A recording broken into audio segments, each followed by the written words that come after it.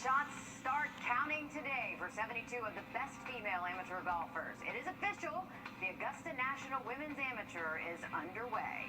And what was supposed to be a concert extravaganza from Blake Shelton to Jimmy Buffett and beyond, now officially canceled. Less than a week away from the kickoff, organizers for XPR Augusta say it is not happening. They say they'll automatically refund you in the next 14 days if you bought a ticket directly through their website. If you bought a ticket through a third-party vendor, you have to get in touch with them directly. Yeah, they say it's a structural issue with the ground of the stadium. That is what set them back. And they say they still plan to revitalize the stadium. Our Sloan O'Cone has been digging into exactly who this company is and what work they've done in the past. She's live with us in the studio right now. Sloan. The Facebook page for C4 Live was created on September 7th, 2019, not long before they started working with the city. Their posts consist of stock photos that don't trigger a specific event or concert when you reverse image search them. The only picture that came up with anything is a club in Las Vegas that closed in 2015, a year before C4 Live was founded, based on the managing partner's LinkedIns. The rest of the posts are promoting big-name concerts like Harry Styles, but they aren't the company in charge of. Or their Tuesday tunes where they share their favorite songs of the week, but nothing showing their own past events. Same for Twitter and Instagram. They're basically the same feeds as their Facebook. Instagram does show more things in Augusta, like local restaurants, places to visit, and a few pictures inside the stadium. Like this one, with the one bulldozer captioned, "Hard at work, it won't be long now," on January 14th. The singular bulldozer who was supposed to turn this to this. And if you look at C4's website, they have their work listed. Now, you'll only see 5 logos with Esports, Hyundai, Hard Rock, SLS, and AT&T. The only other thing they have there is their upcoming events, XPR Augusta, XPR Seoul, which we know now are obviously canceled.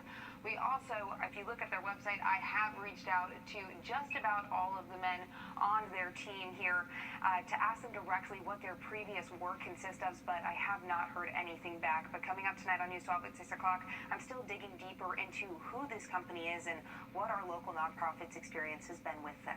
Okay, a shame about the concert. We certainly hope that the work does continue at Lake Olmsted. Sloan, thanks so much. The Augusta National Women's Amateur officially teeing off today. We're going to check on the action there, but first alert, Chief Meteorologist. State forecast in just about 10 minutes. Well, today was a beautiful day on the golf course. It is that time again. The Augusta National Women's Amateur teed off this morning. Sports Director Nick Proto is here with a look at the first round action.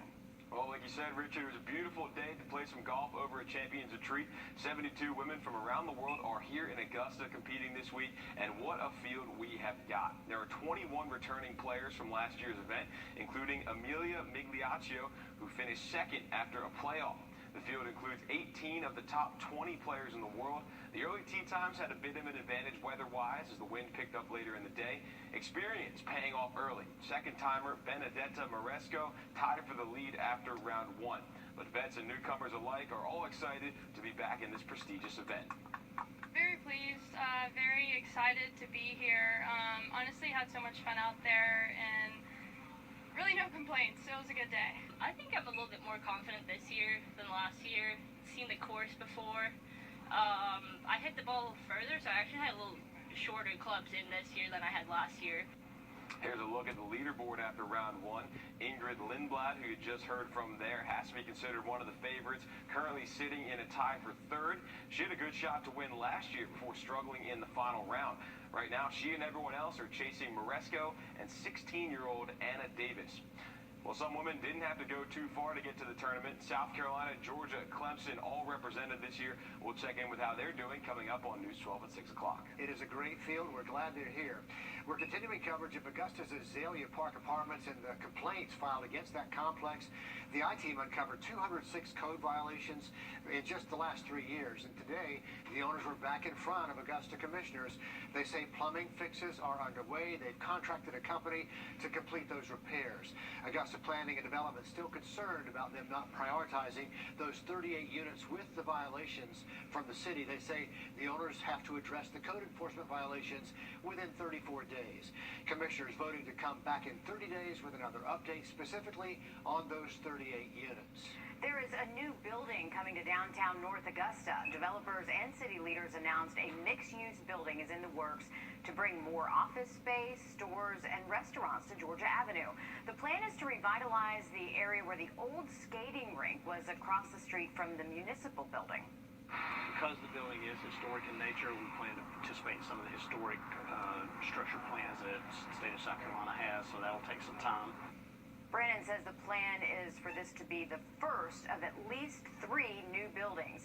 The others are expected to be on the corner of Georgia Avenue and Center Street and towards Bluff Avenue, and then another on West Avenue. Well, if you're looking for a place to get some fresh food, you can check out the Laney Walker Farmers Market coming up. It's starting back up Friday from 4:30 until 7 in the evening. All sorts of farmers and vendors with a variety of food options. You can also get your blood pressure screened for free. And they'll double those SNAP benefits, which means you get $2 in market tokens for every $1 you spend. The market at 850 Laney Walker Boulevard on the first Friday of every month. Still ahead, there's no age limit to lending a helping hand. Up next, we'll tell you about a Georgia pastor in his 70s who flew halfway around the world to help families fleeing Ukraine. Riley? And we do have the chance for some strong thunder. First at 5, a group of students driving 4 hours to share their voices with local lawmakers, state lawmakers in Atlanta, only to be told there's not enough time. That's just after the break. Signs everywhere that Augusta is back to normal, but a lot has changed over the last 2 years. We got to move out for Masters Week. What are we going to do for that week? Could a new court ruling change the way motels force people out? Thursday on News 12 at 6 o'clock. A group of high school students drove more than... They recovered hundreds of millions for injured clients. Call me right now. A group of high school students drove more than 4 hours from Savannah to Atlanta to talk with state lawmakers. Their goal to speak out against a bill that would stop some teachings about race and racism in Georgia schools. But as Haley Mason reports, instead of being able to speak out about that bill, the students were told there was no time in the meeting for their comments. To all the students here, Georgia will remember you for this. That's the voice of a local student in a heated exchange with Georgia senators. He was with a group of more than a dozen students who had driven from Savannah to speak out against a divisive concepts bill in a committee hearing. The group was told no. Georgia students will remember you for this. Do you understand that? Excuse me. We are having a meeting. I don't care. This is the second time you've done this to me. The students had signed up to testify against House Bill 1084. It would ban, quote, divisive concepts from being taught in Georgia schools, including any lessons that Georgia or the United States are racist. We don't want to encourage children to be pitted against each other. We signed up well in advance. There were 12 people that wanted to oppose it. Instead, the students were asked to stand to be acknowledged and told there was not time for them to speak. We don't have time for to do that. We're going to have to move on. I'm letting you have your be recognized. That's what we're doing now. I need you to keep order.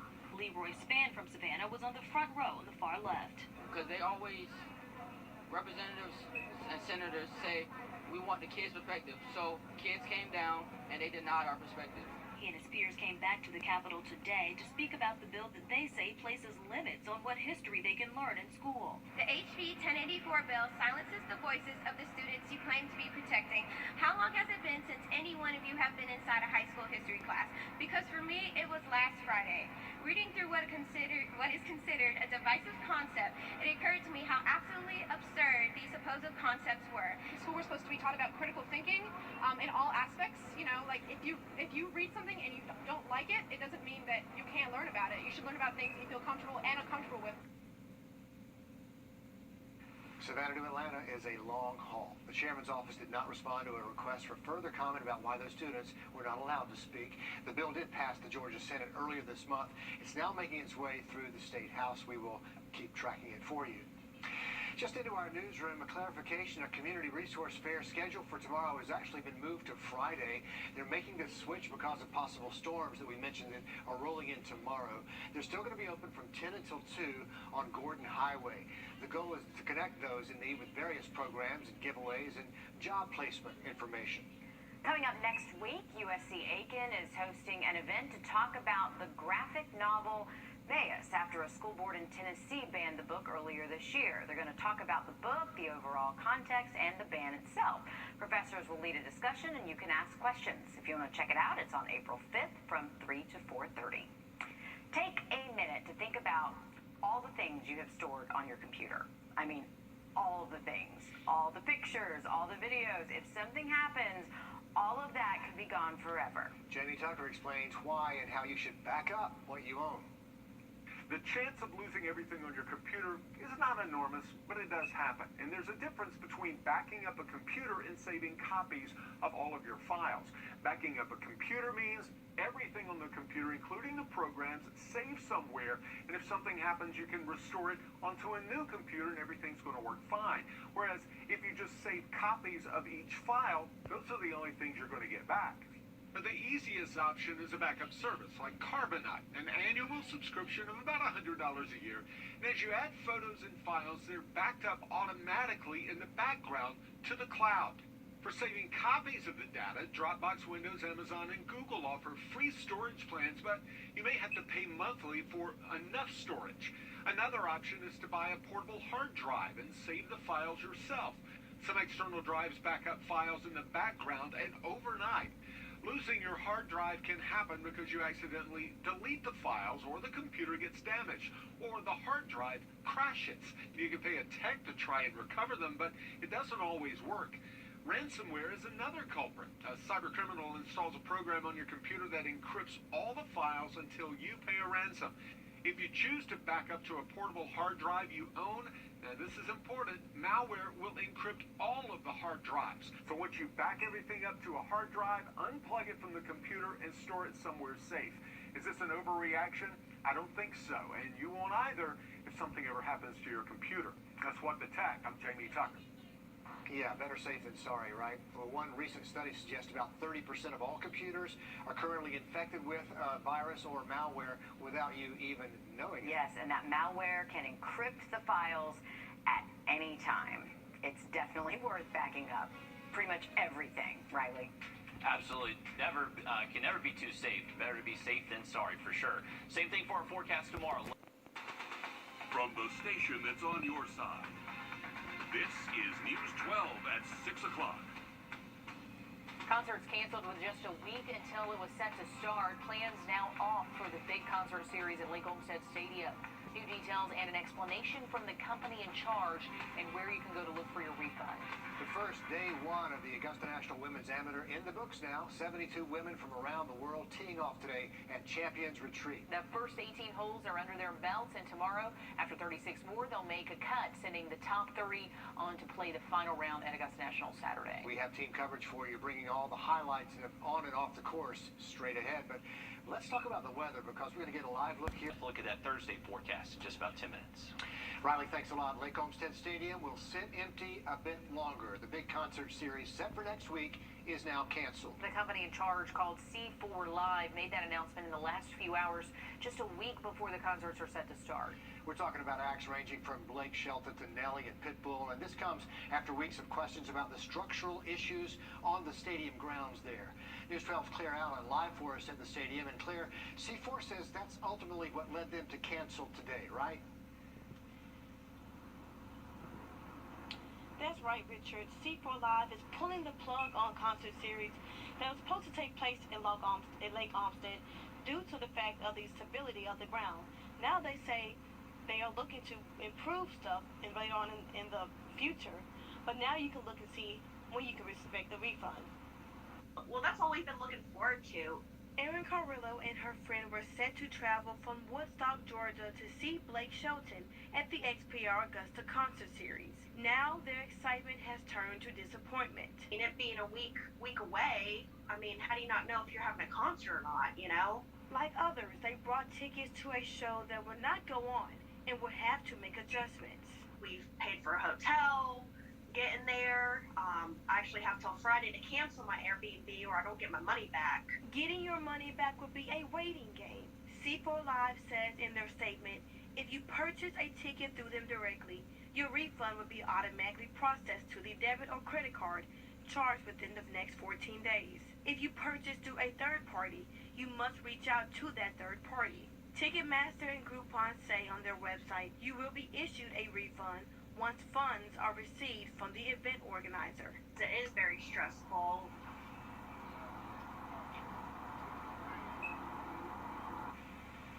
C4 Live also mentioned in their statement you do not need to contact them or their sponsors at the City of Augusta to receive a full refund.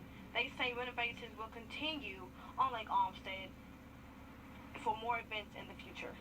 I know a lot of frustrated people out there tonight, not the news they were hoping for, Claire. Thank you.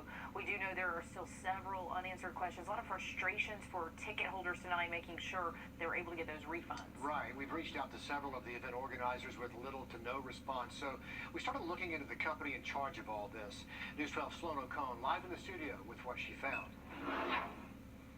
I've looked through all of their social media accounts, websites, employees' LinkedIn's, reverse to image search photos from their posts on previous events. Since the announcement, XPR Augusta's website has already taken down everything and only put up the cancellation statement. Work listed on the C4 Live website, 5 logos from EA Sports, Hyundai, Hard Rock, SLS, and AT&T. Under upcoming projects, the now canceled XPR Augusta events. Their Facebook page was created on September 7th, 2019, not long before they started working with the city. Posts consist of photos that don't show their events or functions when you reverse image search them.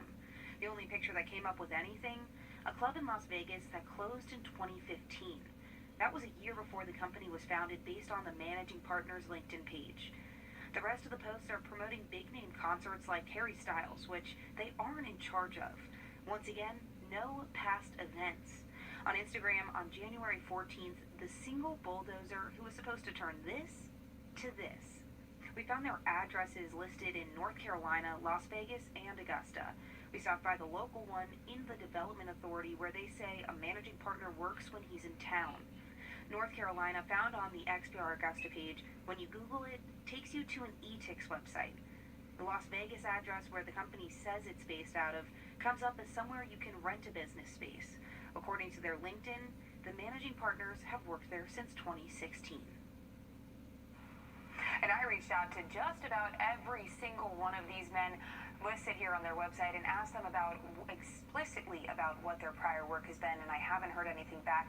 I also checked in with our local nonprofits like Golden Harvest, Savannah Riverkeeper, and Jesse Norman, who XPR initially reached out to partner with, and they said aside from the original announcement, they hadn't heard anything else either.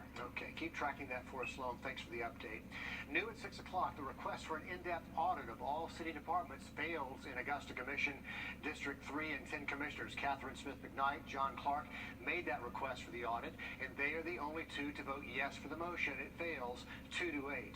Two other commissioners, District 7, Sean Franham, and District 8's Brandon Garrett, did join McKnight to vote yes to an amended motion for an audit of just the mayor's office, and that failed 3-8. Inspiring young women's love for the game of golf. That's what the Augusta National Women's Amateur is all about. And it is only the third year of the tournament, but as our Will Rio shows us, it's already changing the game for generations to come. Well, round 1 is in the scorecard here at Champions Retreat for the first day of the Augusta National Women's Amateur. Now, we've seen patrons come from thousands of miles away right here to Champions Retreat Golf Course. We've also seen a lot of patrons from right here in Augusta coming here to see these elite women play. It's just a testament to the growth of this sport. Whether you're on the first tee box or enjoying the infamous pimento cheese and egg salad sandwiches, patrons are just happy to be back on the course again. It's really awesome to be able to be in a live sporting event again.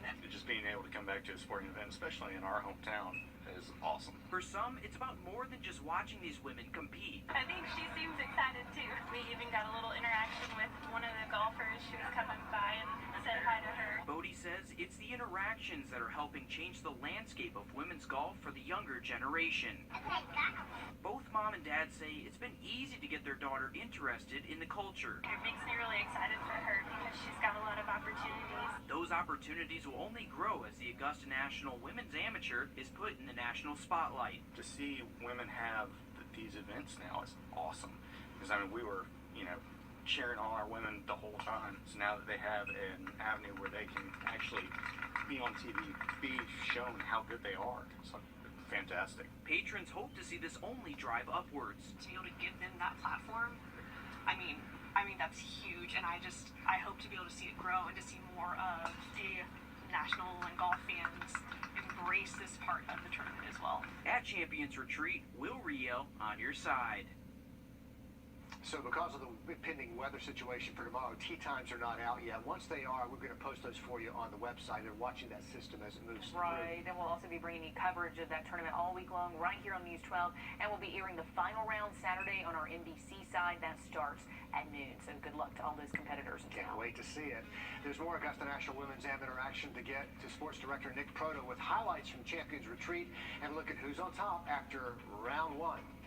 And unfortunately, round two could be impacted by storms heading into our Thursday. We do have a first alert in effect. We'll talk about our severe weather risks just after the break. On your sideline, sports brought to you by the Hawk Law Group. The first round of the Augusta National Women's Amateur teed off this morning. 72 women competing this year. Some had to travel across the world to get here to Augusta. Others, not so much. Kentucky's Jensen Castle is from West Columbia. She's making her first women's AM appearance, as is USC's Hannah Darling. Clemson has a pair of golfers as well, and Savannah Gruwall and Ivy Shepard, both making their debuts. Both women shot 7 over on the day, so they've got some work to do to make the cut. And representing the University of Georgia is Jenny Bay. Bay is from outside of Atlanta and now plays for the Dogs. She shot a 4 over 76 on the day, good for a tie for 39th. I'm very honored to represent my school, but also the state. I've played really well competitively when it comes to playing for the GSGA Association, and hopefully I can bring that mood and all that good scores here. So here is a look now at the leaderboard. Everyone chasing Benedetta Moresco and Anna Davis right now. The top 30 make the cut, so Darling's in a good spot. Bay is right there on the cut line, and Gruwall and Shepard have got some work to do. Hopefully the rain isn't too bad and everything goes smoothly tomorrow. In other news, a rivalry renewed on the diamond tonight. AU and USC Aiken were set to play tomorrow at SRP Park, but weather moved the game a day up until tonight. It hasn't been a great season for either club. Both teams under 500 on the year. This is their first meeting of the season, so you know they would both like to knock off the other. First pitch for this one is in about 20 minutes. The Gamecocks cleaned up National Women's Basketball Awards. Dawn Staley won Coach of the Year for the second time in 3 years. Aaliyah Boston won both Naismith Player of the Year and Defensive Player of the Year. The Gamecocks continue their national championship quest Friday against Louisville. Finally this evening, congratulations to Evans senior Javon Bradford. Bradford signed his national letter of intent yesterday to run track at Lander University. Still ahead, the city of North Augusta turns the page. This historic site just sold. What city leaders have planned for its future? The Live Icon. It is the next big step to making North Augusta a better place to live, work, and play. North Augusta Forward just finalizing the sale of the old skating rink and carpet shop on Georgia Avenue to a developer, and News 12's Craig Allison is on that story today. And it is exciting news. He's here to tell us what's next for that property. Craig. Yeah, with today's announcement, the hope is to completely renovate the historic Gateway property by Masters time this next year. This includes parking, a park for families, and a stage for entertainment. Past this, plans for this project will add at least 3 additional buildings that stretch along Bluff Avenue and stop at West Avenue. The total budget is estimated to be between $12 and $15 million. The revitalization will be a development of office space, retail, and restaurant space. I can assure you there's been a lot of folks over the last few years who want to buy this building, tear it down, and put something up that doesn't fit in our downtown. So I'm very appreciative of their willingness to wait till we got the right person.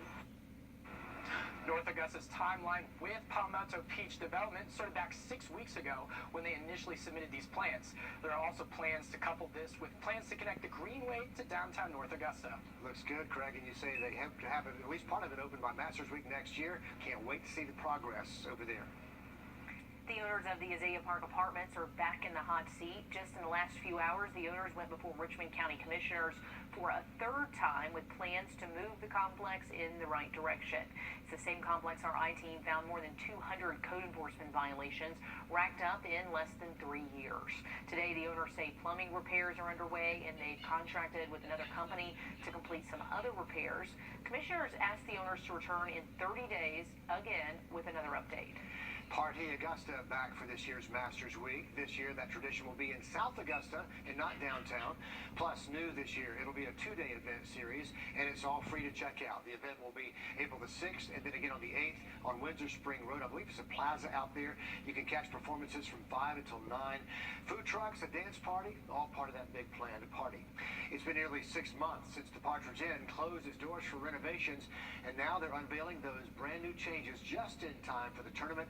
There's a fresh coat of paint, new guest rooms and suites, reimagined restaurants. We spoke with the general manager about what it's like to transform this Augusta landmark. We wanted to make sure that we didn't destroy the historical aspects and just really modernize it, but also preserve the beauty and the architecture and everything that everyone loves about the Partridge, but still have the modern conveniences that our guests are used to. White says you can look forward to live entertainment every Friday and Saturday. Just in tonight, day 2 of Project Life's Resource Fair is rescheduled because of showers in the forecast, possibly some storms tomorrow. They're pushing that back to Friday. This is some video of the fair today. They'll be offering free food, free clothing, haircuts. They'll also have job, financial, and family resources. Again, day 2 pushed back to Friday, and this is at Project Life off Gordon Highway from 10 to 2. And remember, we are expecting some stormy weather to start.